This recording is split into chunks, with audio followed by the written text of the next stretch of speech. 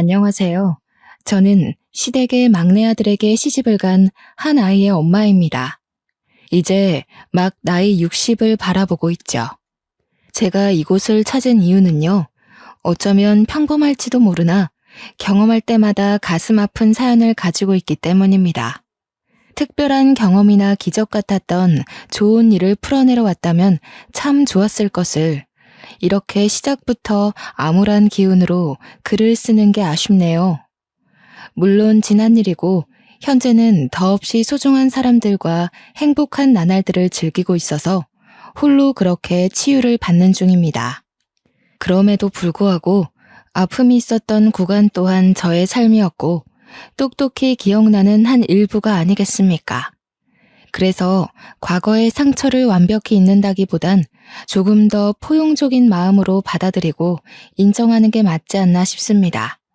제 이야기를 사랑하기 때문에 많은 이들에게 들려드리려고 찾아왔고 또 사연을 들려드림으로써 저는 그날의 일을 제대로 뉘우쳐보고 앞으로의 미래를 그려나가 볼까 합니다.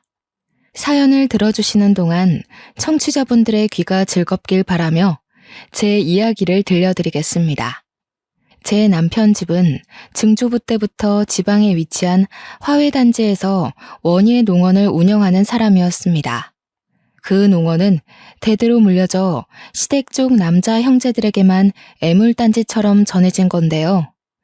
남편은 이남 일녀의 막내였는데 형님은 여자라는 이유로 아주버님은 일찍 돌아가시는 바람에 우리 남편이 농원을 물려받게 된 겁니다. 남편이 딱히 꿈이 있던 사람은 아니었습니다. 그럼에도 어쩔 수 없이 떠맡게 된 그 농원이 자기의 앞길을 막는다며 그렇게 툴툴거렸어요. 그러면서도 대대로 내려온 가보이다 보니까 차마 내치진 못했습니다. 워낙 얼굴 모르는 조상에서부터 전해져 내려온 거라 천벌받기라도 할까봐 겁이 났던 건지 그 정도의 배짱은 없었나 봅니다. 남편을 만나기 전 저는 이런 말로 표현하기 민망하지만 온실 속 화초처럼 자랐습니다. 가족들의 전적인 과잉보호 아래 취업을 하기 전까지 아무것도 모르는 순수 소녀로 컸죠. 내 입으로 말하기 뻘쭘한 소문이 하나 있는데 주위에서 저만 보면 사람들이 예쁘다고 연예인이냐며 물을 정도 외모가 수려한 편이었습니다. 이건 엄마를 닮았기 때문인 것 같아요. 엄마가 저처럼 어릴 때부터 이웃들의 눈독에 시달며 살았다고 했거든요. 그랬다 보니까 제게는 연애의 기회도 결혼의 기회도 굉장히 흔하고 많았습니다. 결혼하기 전부터 인기가 많았으니까요. 그런데도 불구하고 저는 모태솔로였습니다. 제가 과잉보호를 받은 몸이라고 했잖아요. 친정에서도 자매들 중 엄마를 유독 많이 닮은 저를 귀하게 키워서 특히 친언니가 저에게 접근하는 남자들을 모조리 쳐냈습니다. 친언니는 거의 제 보디가드 수준이었어요. 언니가 나중에 다 커서 말해줬는데 학창시절에는 저를 보러 온 남학생들 관리하느라 상상을 초월할 만큼 바빴다고 하더라고요. 저는 몰랐고 모를 수밖에 없었습니다. 언니가 늘 저 몰래 그랬을 테니까요. 그러다 언니가 결혼을 하면서 친정에서 나가게 되었고 저도 또한 취업 때문에 독립을 시작하면서 제게는 더 이상 이성적 교류를 통제하는 선은 사라지게 되었습니다. 그렇게 제 앞에 경계가 사라지고 제일 먼저 만나게 된 남자가 바로 우리 남편입니다. 남편은 당시에 취업은 하지 않은 몸이었고 시부모가 농원 운영하는 걸 도우며 친구들과 놀러 다니길 좋아했던 사람이었습니다. 그러다 우연한 기회로 저와 마주치는 일이 생겼고 그 이후 적극적으로 구애를 했던 걸로 기억합니다. 그동안 친언니가 남자를 다 쳐내는 바람에 남자를 제대로 알아볼 눈이 없었던 저는 남편의 애정에 쉽게 넘어가 버리고 말았죠. 특히 남편의 어느 부분에서 결혼을 결심하게 되었냐면 바로 친정엄마가 뇌경색으로 돌아가시게 되었을 때입니다. 힘들어하는 제 옆에서 저를 든든하게 지켜준 사람이 다른 가족도 아닌 남편이었거든요. 아빠는 진작에 돌아가셔서 안 계셨고 다른 가족들은 전부 지방에 있었기에 엄마를 최대한 빨리 모실 수 있던 건 저뿐이었습니다. 그런데 제가 너무 늦게 엄마를 발견한 거죠. 독립을 했다 보니 엄마가 집에서 쓰러져 그렇게 사경을 헤매고 있었는 줄 몰랐습니다. 은옥 씨, 걱정 말아요. 제가 계속 옆에 있을 테니까 걱정 말고 편히 울어요. 어머님 병원비도 이미 제가 해결받으니까 아무것도 신경 쓰지 말고 은옥 씨는 어머니만 생각하세요. 남편이 가족이 당도하기 전까지 저의 수많은 자책과 괴로움을 든든하게 지켜주었다는 겁니다. 바로 이 점 때문에 남편과 결혼을 마음먹게 된 거죠. 이렇게 저를 살펴주는 사람과 결혼을 해야 한다고 당연하게 생각했습니다. 더 만나보지 않더라도 당시에 제 부모님을 이보다 더 신경 써줄 남자가 앞으로 없을 것 같다고 확신했거든요. 남편과 결혼을 하고 나서부터 저는 제 직장을 포기하고 남편과 같이 시부모 농원을 물려받았습니다. 저는 오히려 원래 하던 일보다 식물을 키우는 일에 더 재밌어서 만족스러웠어요. 남편의 것이 곧 제 것이기도 하기에 잘 키워서 더 번성하도록 만들고 싶었습니다. 제가 꽃을 이렇게나 좋아하는지 몰랐는데 남편 덕분에 적성을 찾은 셈이기도 했어요. 그래서 저는 원예 농원에서 공급받은 꽃들로 가까운 시내에 작은 꽃집을 따로 차렸습니다. 저랑 남편 사이에는 예쁜 딸 하나가 있었는데 우리 딸은 두 발로 걸어 다닐 수 있을 때부터 꽃 냄새를 맡고 컸어요. 그러니까 제가 늘상 딸을 데리고 농원과 꽃집만을 오갔다는 거죠. 농원의 식물들은 당연히 실하게 잘 컸는데 특히 저희 꽃집의 매상이 갈수록 좋아졌습니다. 민망하지만 그 이유가 다 저 때문이었어요. 저희 꽃가게 주위에는 IT 중소기업이 하나 있는데요. 제가 가게 바깥 꽃에 물을 주고 있으면 그곳으로 출근하는 회사원들이 저를 보고 몇 번씩 번호를 묻기도 했고 꽃집에 찾아와 꽃이 아닌 제 마음을 사려고 하는 남자들이 많았습니다. 물론 대개 저한테 딸이 하나 있는 걸 알고 금방 머쓱해하며 사과를 하지만 그럴 때마다 꽃 하나씩은 꼭 사서 돌아갔거든요. 그런데 문제는 남편이었습니다. 남편은 원래부터 노는 걸 좋아했던 사람이라 그런지 결혼하기 전만 해도 부지런했던 모습이 점차 본얼굴로 돌아오기 시작하더라고요. 제가 꽃집을 동시 운영을 시작했을 때 남편한테 원예 농원도 관리를 좀 신경 써달라고 부탁을 했는데 주말에 가보니까 관리가 전혀 안 되어 있는 거 있죠. 남편의 농원 방치는 갈수록 심해졌습니다. 제가 이쪽 저쪽 똑같이 신경을 기울이지 않으면 한쪽이 죽을 수밖에 없는 운명이었어요. 그럼에도 농원만큼은 시댁 자신이기 때문에 아무래도 그쪽으로 제 신경이 좀 더 기울어 있었거든요. 시간이 지날수록 동시에 같이 관리하다 보니 제 체력이 급격히 소진되는 거 아니겠습니까? 제 꽃집을 운영하기 힘들 만큼 농원이 관리가 안 되자 남편한테 결국 한 소리를 하게 되었습니다. 여보, 밖에서 사람 만나는 건 좋은데 할 일은 하고 나가서 일 봐야지. 이것 봐, 벌써 한 줄은 다 죽었잖아. 농원 안 온 지 오래됐지? 이게 우리 밥줄이나 마찬가지인데 신경 좀 써주면 안 돼?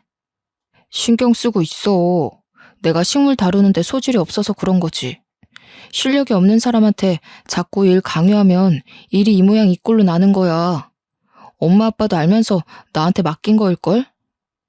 놀기만 좋아하고 돈은 계속 필요했던 남편은 끝내 제 꽃집에서까지 현금을 빼가며 매상의 심각성을 전혀 자각하지 못했습니다. 그래서 좀 당해보라고 저녁 반찬들을 대폭 줄여버렸어요. 아니나 다를까 남편이 반찬 상태가 뭐 이러냐면서 투덜대더라고요. 말했잖아. 우리 밥줄 간당간당하다고. 농원 관리가 안 되는데 무슨 돈으로 고기 반찬을 올려? 다른 곳에 쓸 돈 많아서 반찬은 한두 개만 만들기로 했어. 남편은 그날 뒤로 식사마저 집에서 잘 하지 않았습니다. 바깥에서 먹고 오더라고요.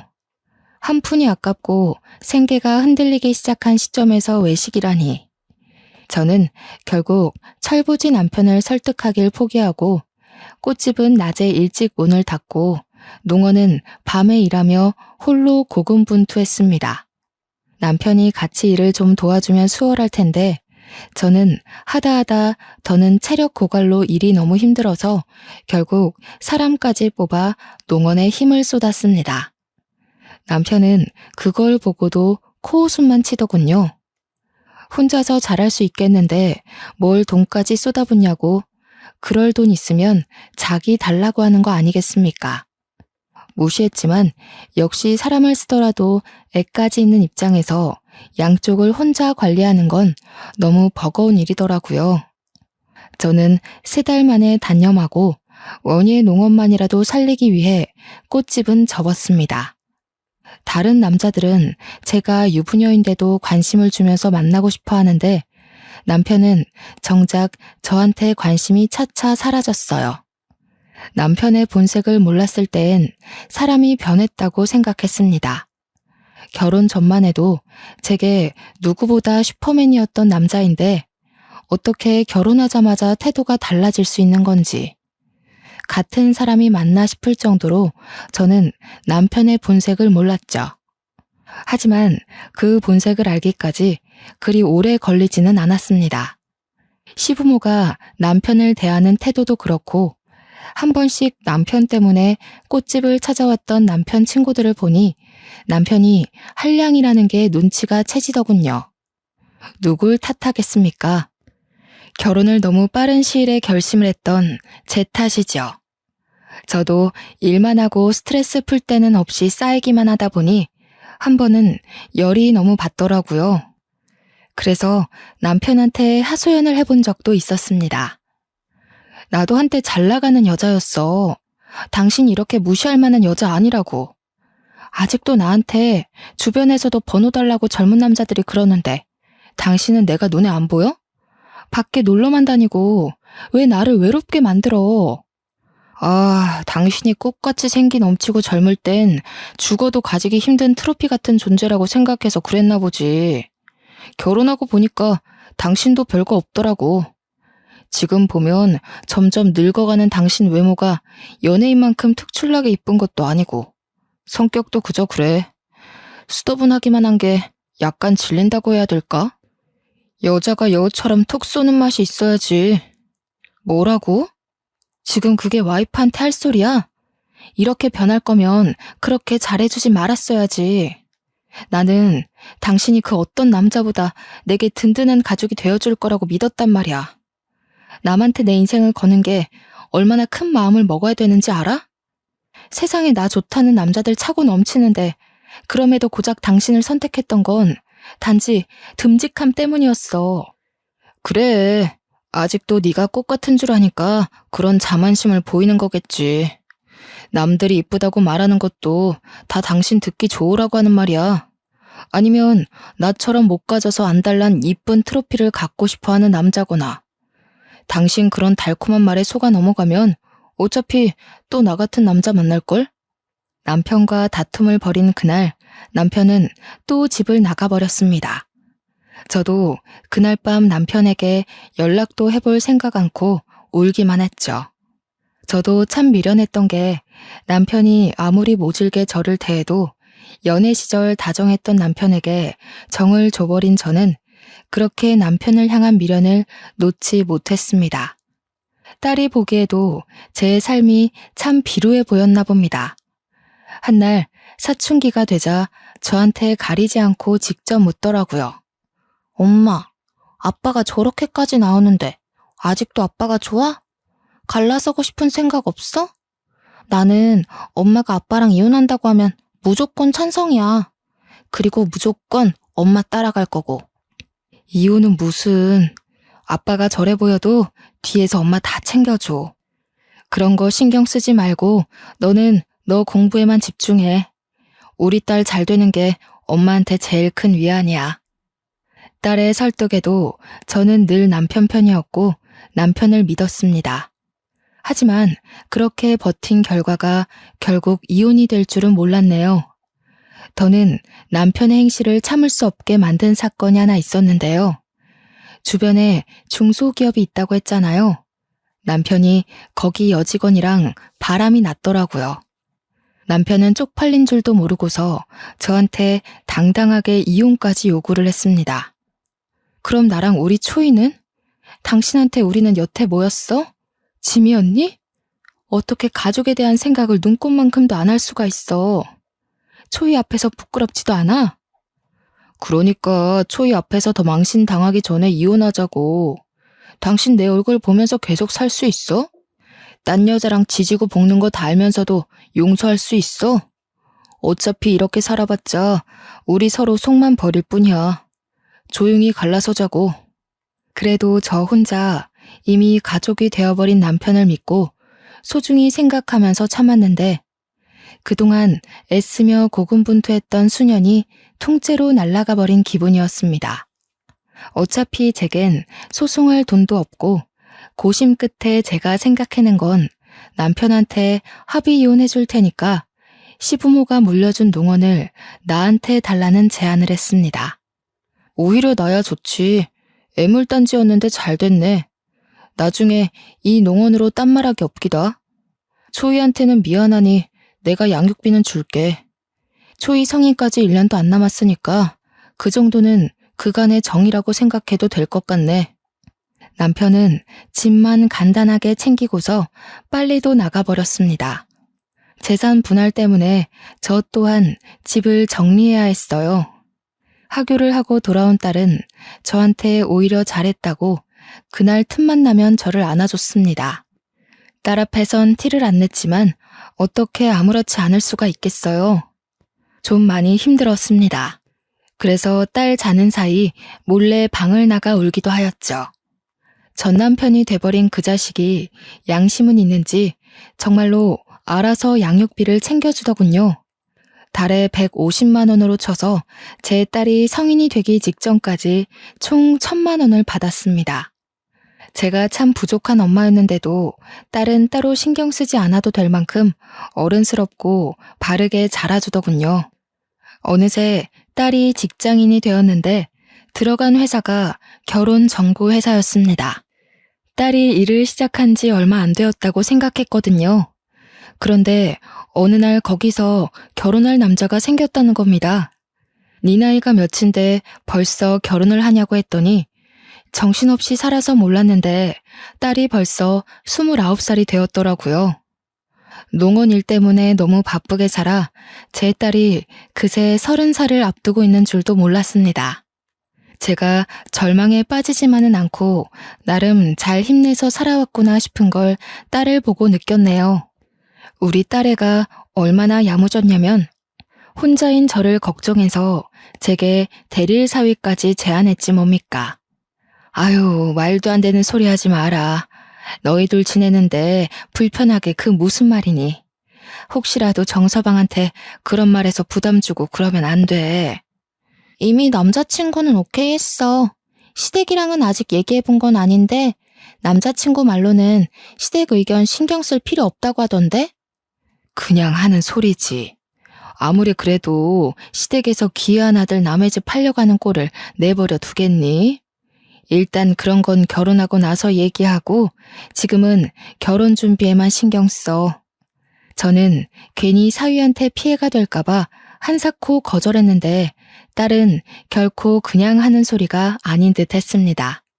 제가 결정을 미루는 덕에 우선은 상견례 먼저 치르게 되었는데요.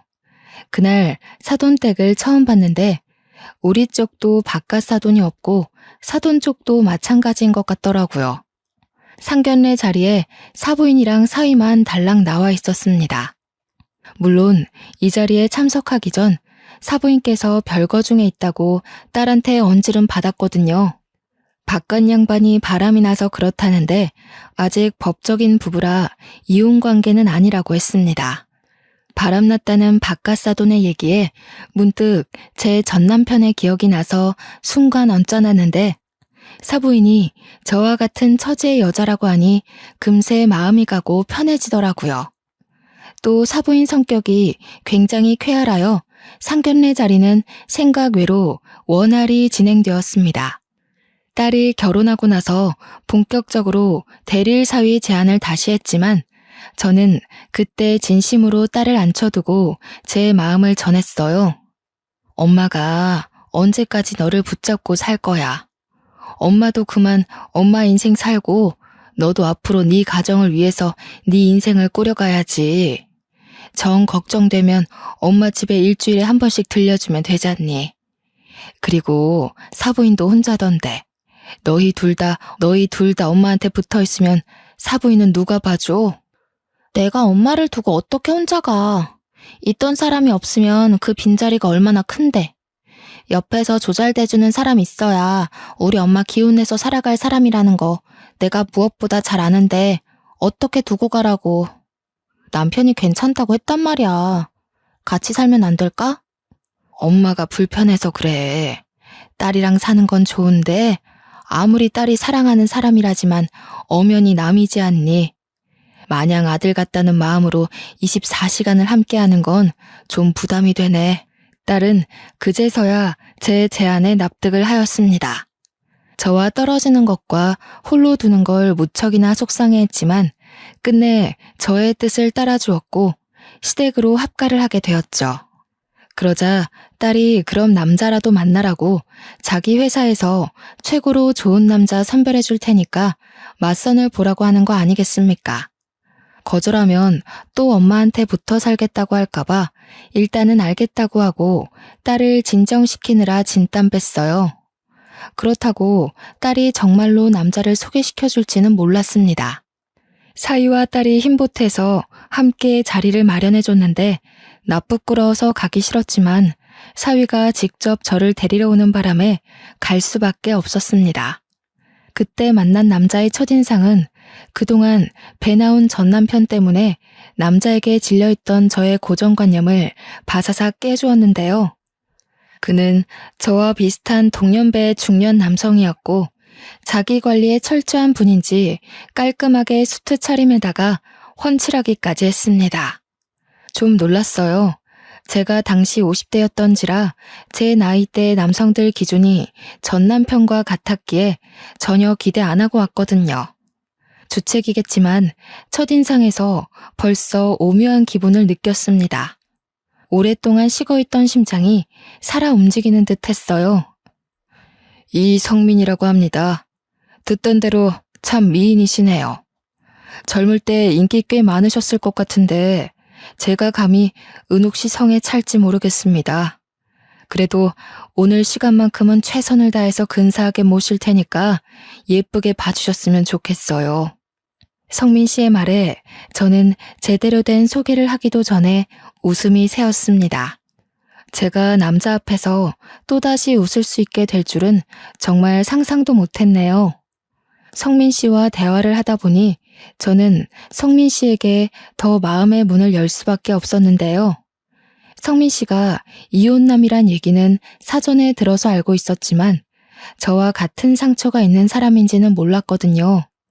전부인이 바람나는 바람에 이혼을 하게 되었고 전부인과 전부인의 상간남 때문에 하던 사업까지 망할 뻔했다고 하지 뭡니까.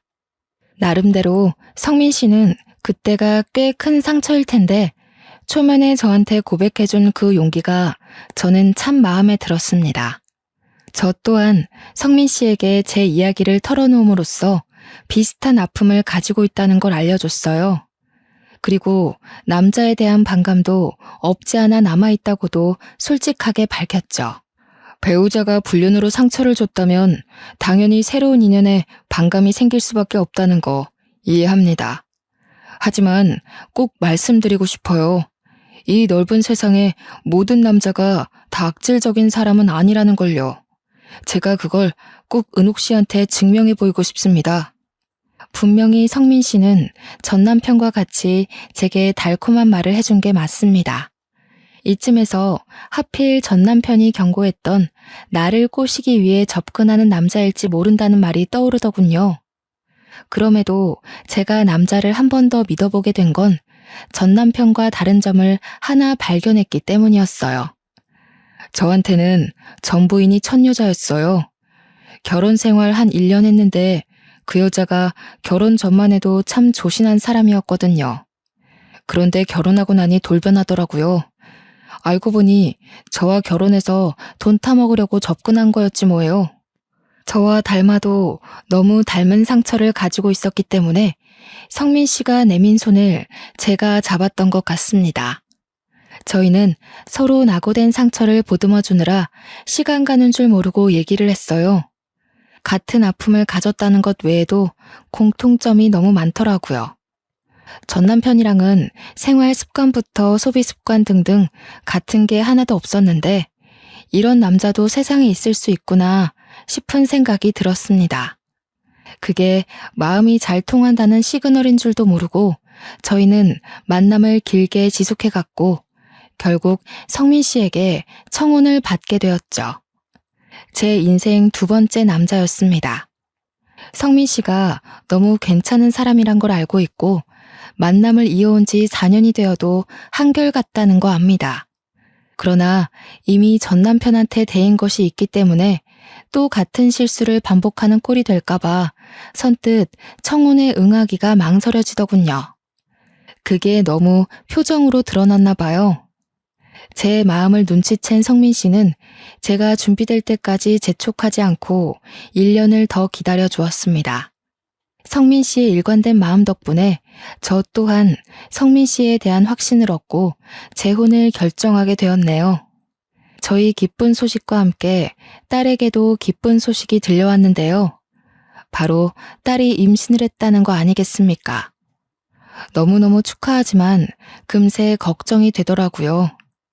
눈에 넣어도 안 아플 딸이 앞으로 산모로서 감내해야 할 힘든 시간을 보내야 한다는 생각에 마음이 안 좋았습니다. 그때도 성민 씨가 제게 큰 의지가 되어 주었어요. 항상 제 기분을 빠르게 눈치채주던 성민 씨는 이미 사업으로 한 자리 크게 하고 있는 사람이라서 돈이 많았는데 제가 근심이 큰 걸 알고 딸에게 각종 좋은 한약이나 산모에게 필요한 영양제 등 관리를 대신 신경 써주더라고요. 딸도 자기가 저한테 맺어준 남자였기 때문인지 성민 씨를 새아빠로 받아들이는 건 금방이었습니다. 제가 봐도 둘은 어색함 없이 부녀 관계로 잘 적응해가고 있었어요.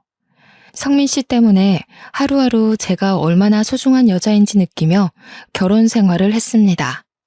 전과는 비교도 안 될 만큼 행복한 삶이었죠. 그러나 또 너무 건강하기만 하면 작은 돌부리에 걸려 넘어져도 크게 아프지 않습니까?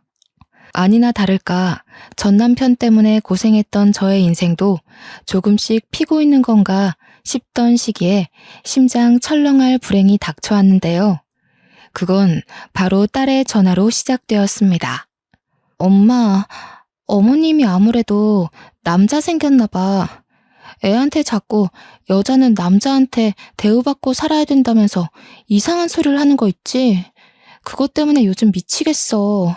잠깐 애를 두고 주방에서 일도 못 봐. 돌아서면 남자 얘기를 하는데 아직 우리 애 5살이잖아. 뭐? 사부인이? 어머나, 아무리 그래도 애 앞에서 할 말 못할 말도 구분 못하고 그게 뭔 소리라니. 확실한 거야?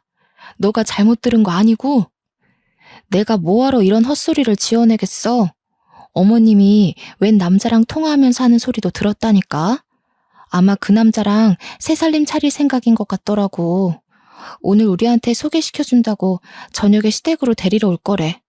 아버님이랑은 확실히 이혼할 거고. 사부인을 본 건 상견례 이후로 한 번도 없었습니다. 제게 사부인은 그저 쾌활한 사람이었고 또 바깥사돈이 바람펴서 별거를 했다길래 사부인도 저처럼 상처 때문에 슬프게만 지내고 있을 거라 생각했어요. 그런데 새살림이라니. 솔직히 아직 이혼을 한 것도 아닌데 벌써 새로운 남자와 살림을 차릴 거라는 게 저는 좀 이해하기 어려웠습니다. 그리고 그날 저녁 딸에게서 온 전화는 저를 사부인 댁까지 찾아가게 만들었죠.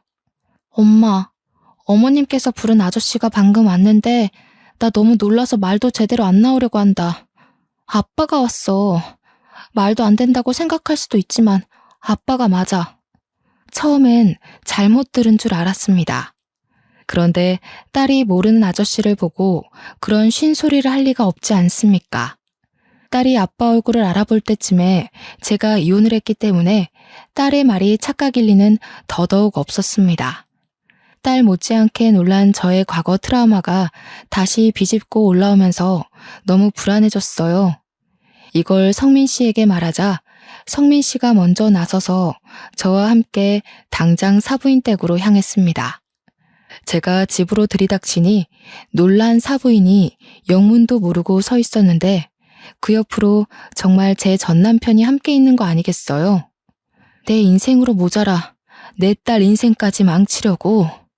개벌은 남 못 주고 아직도 이런 짓 하면서 살았니? 네가 뭘 하고 살든 내 알 바 아닌데 양심이 있으면 우리 앞에 다시는 나타나지 말았어야지. 무슨 낯짝으로 다시 얼굴을 드러내? 저는 전 남편한테 무작정 막말을 퍼부으며 제 딸을 보호했습니다. 그리고 그때 예상치 못한 일이 발생했는데요.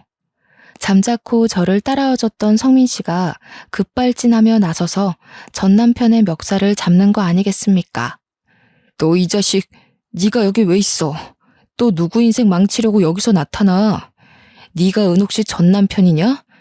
은옥 씨한테 상처 주면서까지 내 가정 파탄 내놓고 이제 와서 또 은옥 씨를 건드리겠다. 내가 너 다시 만나면 가만 안 둔다고 했지? 아씨 뭐야? 둘이 뭐야? 어쩌다가 이렇게. 나는 모르는 일이야. 두 사람이 이 집이랑 무슨 관련이 있는지도 모르고 온 거라고. 놀랍게도 제 전남편이 성민 씨의 전부인과 바람난 남자였더라고요. 성민 씨는 전남편을 상간남 소송과 사기죄로 고소하는 과정에서 얼굴 본 적이 있다고 했습니다. 전남편도 성민 씨의 얼굴을 보고 기억이 났는지 당황하면서 자기의 억울한 주장을 피력하더군요. 그러기도 잠시 금세 얼굴색 바꾸고는 뻔뻔하게 성민 씨와 저를 보고서 큰 소리로 비웃기 시작했습니다. 버림받은 처지끼리 들러붙어서 잘도 가정 이뤘나 보네. 초이는 어디에 내다 버렸대? 자식까지 버리면서 새 남자 만나고 싶었나 봐. 듣자 하니 전 남편은 당시 같은 공간에 있는 제 딸이 너무 훌쩍 커버려서 자기 친딸인지도 모르는 듯 했습니다. 몰라볼 수 있을 만큼 딸이 잘 자라주긴 했지만 그래도 자기 자식을 못 알아보고 헛소리하는 남편이 참 한심하더군요. 내가 당신처럼 몰상식한 부모인 줄 알아? 어디다 대고 나를 똑같은 취급해. 그러는 당신은 여태 못나서 아직도 부끄러운 줄도 모르고 또 상스러운 짓을 하고 있었어? 사부인도 실망입니다. 아직 이혼도 안 했다면서 저런 쓰레기 같은 남자를 만나서 살림 차릴 생각을 하다뇨. 제 딸이랑 손녀가 대체 뭘 보고 배우겠습니까? 어머머, 사부인 말 우습게 하네요. 내가 어디 피해주면서 사람을 만났습니까? 사실상 나는 이미 이혼을 한 몸이에요. 이렇게 홀로 산 지가 몇 년인데 함부로 얘기하지 말아요. 그리고 내 며느리랑 손녀가 뭘 못 배운다는 건데요. 내가 무슨 실수를 했다고. 나는요, 내 딸한테 더는 추접한 사람들 보여주기 싫거든요. 이미 망한 제 첫 결혼을 보여주는 것도 죄스러운데 더는 이런 부정행위 알게 하고 싶지 않다고요. 시어머니란 사람이 나이 한참 어린 며느리 앞에서 대체 뭐 하는 짓입니까? 저와 사부인의 말다툼에 잠자코 듣고 있던 전 남편은 제 딸의 얼굴을 유심히 살피더니 두 눈이 떨리기 시작하더군요. 그러다 곧 자신의 며느리가 될 여자가 제 친자식인 걸 알고 얼굴이 사색이 되었죠. 아니, 잠깐만. 그럼 아가씨가, 아니, 그럼 너가 초이란 말이니? 내 딸이라고? 말도 안 돼.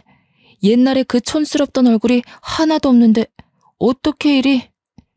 그 더러운 입에 제 이름 올리지 마시죠. 저희 엄마랑 아빠더러 버림받은 사람끼리 나란히 잘 만났다고 하셨나요? 제가 보기에 끼리끼리 만난 건 그쪽이랑 어머님이 아닌가 싶은데요.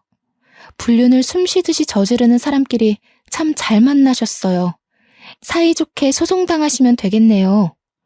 전 남편은 그대로 얼어붙었고 사부인은 소송이라는 말에 깜짝 놀라서 당황하는 것 같더니 곧 위자료 줄 돈이 없으니까 차라리 깜빵 보내라면서 우리한테 줄 돈 같은 거 없다고 떵떵거리더군요. 불륜이란 증거가 없다고 배째라는 식으로 말하고 있었습니다. 우기는 게 얼마나 전 남편과 똑같던지 웃음도 안 나왔어요. 증거가 있으면 소송하긴 편하겠다고 생각했는데 그 순간 듣고 있던 딸이 자기 시모에게 알겠다고 말하고 혹시 몰라서 몰래 휴대폰으로 녹음하고 있었다며 대담한 기질을 발휘해놨지 뭡니까. 심지어 그 목소리 녹음해놓은 걸 급하게 오고 있는 사위한테 발송했다고도 했습니다. 그래서 한바탕 난장판이 끝나가던 와중 사위가 도착해 또 한 번의 전쟁이 일었는데요. 사위 입에서 저는 제 사연보다 더한 사연을 듣게 되었습니다. 어머니, 너무 실망입니다. 정말 제가 모를 거라고 생각하셨어요? 자식들한테 아버지를 바람핀 불륜남 이미지 만들어 놓고 본인은 평생 떵떵거리고 살고 싶었나 본데 실패하셨네요. 며칠 전에 아버지한테서 연락받았습니다. 어머니가 불륜녀였다면서요? 어떻게 10년 넘게 저한테 거짓말을 하실 수가 있어요? 뭐라고? 네가 그 양반이랑 어떻게 연락을 했다는 거야? 그 양반한테 내가 니들 앞에 나타난 일 없게 하라고 돈까지 줬는데? 아버지 말대로 어머니가 틀린 게 맞네요. 아버지를 죽도록 옥망하는 저를 보고 속으로 많이 비웃으셨겠어요. 자식들 다 속여가면서 불륜녀인 거 숨겨봤자 손바닥으로 하늘 가리는 겁니다. 오늘부로 저는 어머니를 죽을 때까지 보지 않을 거예요. 이제부터 자식은 없다고 생각하세요. 저 남자 데리고 가서 죽든 말든 혼자 알아서 사시라고요. 사위의 말에 사부인은 절망하며 자기 아들을 붙잡았고 뿌리치는 사위에게 넙죽 엎드리며 엄마가 잘못했다고 사정하기 시작했습니다. 전 남편은 자기 딸 앞에서 창피하기라도 한 건지 아무 말 없이 고개만 숙이고 있더군요. 전 남편이 저와 이혼한 뒤에 어디 나이트클럽에서 일을 했다는데 사장도 아니고 사장 밑에 뒤치다꺼리 하는 사람으로 있었다고 하더라고요. 성민 씨 얘기를 듣고 알았습니다. 과거 일로 단단히 화가 난 성민 씨는 제 남편을 경찰에 신고했고 나이트클럽을 고발하는 바람에 그곳에 형사들이 현장 수색까지 갔습니다. 전 남편 사업장은 마른 하늘의 날벼락식으로 수색을 당했는데 거기서 부정행위가 대거 발각이 되었지 뭡니까? 알고 보니 전 남편은 경찰들의 눈을 피해 불법 도박장 운영까지 하고 있었고 그 나이트는 불륜의 메카로 유명한 곳이었습니다. 많은 남녀가 불륜을 밥 먹듯이 하러 드나들던 곳이더라고요. 전 남편 때문에 거기 사장까지 전 남편이랑 손잡고 깜빵 가게 된 거죠. 게다가 전 남편은 위자료 때문에 형량이 훨씬 더 늘어났고 시모 또한 정말 위자료 갚아줄 돈이 없어서 교도소를 갈 수밖에 없는 사정이었습니다. 그렇게 난리도 아닌 난리를 겪고 나니 문득 딸의 마음이 걱정되더라고요. 저는 딸에게 전 남편의 못난 모습을 대신 사과했습니다. 혹시라도 친부의 망가진 모습 때문에 딸 마음이 속상하진 않을까 싶어서 위로하려고 했죠. 그런데 딸은 제 생각보다 더 강인한 아이더라고요. 엄마는 괜찮아? 나는 피 섞였다고 무조건 아빠로 모셔야 된다고 생각 안 해. 진작에 친부 같은 거 잊은 지 오래야. 그리고 내가 친부를 기억하면 새아빠 입장에서 얼마나 속상하겠어. 나는 지금 엄마 옆을 지켜주는 아빠가 더 중요해. 개버릇 못 고치는 그런 아저씨 말고. 엄마가 알아서 다 처리했어야 하는 건데 너한테 2번이나 그런 꼴 보게 해서 그러지. 그나저나 사돈댁이 풍비박산 난 꼴이라 어쩐다니? 정서방 마음도 안 좋을 것 같은데. 남편이랑 상의했는데 아버님 모시고 지내기로 했어. 아버님께서 혼자 뱃일하면서 외롭게 사셨더라고. 이제부터라도 모시면서 남편이랑 아버님이랑 잘 지내보려고. 아버님이 우리 딸 엄청 예뻐해. 뱃일하면서 버신 돈으로 계속 애 장난감 사준다니깐. 어머나, 좋은 분 같아서 정말 다행이다. 엄마도 언제 한번 시간 되면 바깥 사돈한테 인사드리러 가야겠어. 혼자서 자식들한테 미움까지 받고 얼마나 억울하셨겠니. 네가 좀 신경 써서 잘해드려라. 당연하지. 엄마야말로 내 걱정 그만하고 새아빠랑 잘 지내기로 약속해. 나 진짜 새아빠 없었으면 어쩔 뻔했어. 내가 엄마 걱정 덜고 편히 지낼 수 있는 것도 다 새아빠 덕분이야. 아빠, 우리 엄마 계속해서 잘 좀 부탁드려요. 그럼 당연하지. 네 엄마한테는 내가 아직도 해주고 싶은 게 많아. 하루가 모자라서 매일매일 바쁘거든. 그러니까 초이도 엄마 보고 싶으면 아빠한테 허락받고 만나. 성민 씨의 농담 섞인 말에 딸이 키들거리면서 즐거워했습니다. 제가 확실히 복을 가지고 있긴 하다는 걸 그때 느꼈어요.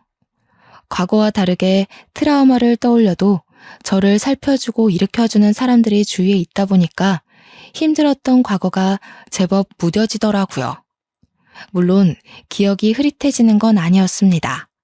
그래도 제 얼굴에 웃음이 진다는 정말 많은 발전이에요.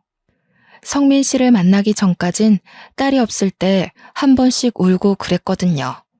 그리고 소중한 사람들 덕분에 미뤄둔 숙제를 끝내버린 것 같아서 시원하기도 했습니다. 과거 전 남편의 행실에 대해 복수란 걸 생각도 안 하고 있었거든요. 그저 농원 넘겨받은 걸로 만족하려고 했단 말이죠. 자포자기였던 제가 뜻하지 않게 좋은 인연과 자랑스러운 딸이 있어 마지막 남은 응어리를 싹 씻어내리지 않았나 싶어요. 당연히 농원은 아직도 제가 관리 중입니다. 성민 씨가 인력을 구해주는 덕에 제가 오너로 직원들에게 보고를 받는 식으로 가꾸고 있어요. 그리고 저는 전 남편 때문에 어쩔 수 없이 접었던 꽃집을 다시 운영하게 되었는데요. 집이랑 가까운 곳에 자리를 구해서 작게 꽃집을 하는데 지금은 시대가 많이 좋아졌는지 사람들이 온라인으로도 꽃을 많이 판매하더라고요. 그래서 최근에는 우리 사위한테 부탁해서 시간 날 때마다 컴퓨터를 배우고 있습니다. 사위가 가끔씩 저한테 미인이신데 똑똑하기까지 하세요 라고 입에 바른 칭찬을 해줄 때면 아부인 줄 알면서도 그렇게 민망하답니다. 아, 그리고 지금 딸이 손녀 때문에 일을 중단한 상태거든요. 딸은 다시 회사에 복귀할까 하다가 이참에 저랑 같이 꽃집을 키우는 것도 나쁘지 않겠다 싶다며 꽃집으로 출근하고 있어요. 저야 손녀를 매일 볼 수 있으니까 좋다만 딸의 훌륭한 경력을 괜히 단절시키는 것 같아서 미안하더라고요. 그럼에도 딸에게 어떤 말도 할 수 없었던 건 딸이 저처럼 워낙 식물 만지는 걸 좋아했기 때문입니다. 저와 똑 닮은 딸을 보고 있자니 마치 제 젊은 시절이 떠오르지 뭡니까? 딸이 꽃꽂이를 하면서 저렇게 예쁘게 웃을 수 있는 건 그 일을 하면서 정말 행복하기 때문이란 걸 알고 있어요. 그래서 말리지 못했습니다. 그래도 딸이 워낙 똑똑하게 일을 잘하는지라 매출이 급속도로 오르고 있네요. 딸은 딸대로 저는 저대로 급여를 두둑히 챙기고 있는 실정입니다. 제게 일어난 과거의 일들은 당연히 반길 수 있는 추억이 아니란 걸 아주 잘 알고 있습니다. 그때의 기억이 한 번씩 저를 후회하게 만들기도 하니까요. 그럼에도 제가 인사말에 제 이야기를 사랑한다고 말했던 것은 이 모든 걸 지금의 행복까지 오기 위한 과정이었다고 생각하기 때문입니다. 상처는 스스로가 생각하기 나름인 것 같아요. 힘든 시간을 결국 나의 과정으로 보고 포기하지 않는다면 반드시 원하는 결과에 도달하는 내가 되어 있을 거라고 확신할 수 있습니다. 당연히 그게 어떤 모양으로든 꼭 행복할 거라고 믿어야 된다는 건 전제로 깔아야 한다는 거 아시죠? 주위에서 주는 아픔이 너무 크더라도 거기서 당장 나은 삶으로 탈바꿈 되길 원하는 건 사실상 불가능하다고 봅니다. 제가 아픔을 얻기까지 해도 그만한 기간이 있었을 거잖아요. 생채기 하나 없던 시절로 돌아가기 위한 갱생 시간은 좀 진득하게 인내해야 한다는 걸 꼭 알아주세요. 그렇다면 결과는 반드시 예쁜 꽃을 피우게 될 겁니다. 사연을 쓰면서도 저는 더 이상 트라우마를 느끼지 않았습니다. 그때의 기억이 오히려 하나의 장면으로 사진처럼만 지나갈 뿐이네요. 그래서 저는 저를 밝히는 이 시간 또한 즐거웠다고 말씀드리고 싶습니다. 청취자분들도 제 사연을 듣고 꼭 희망을 가졌으면 좋겠어요. 그럼 여러분 모두 꽃길까지 힘내서 걸어가시길 응원하겠습니다. 감사합니다.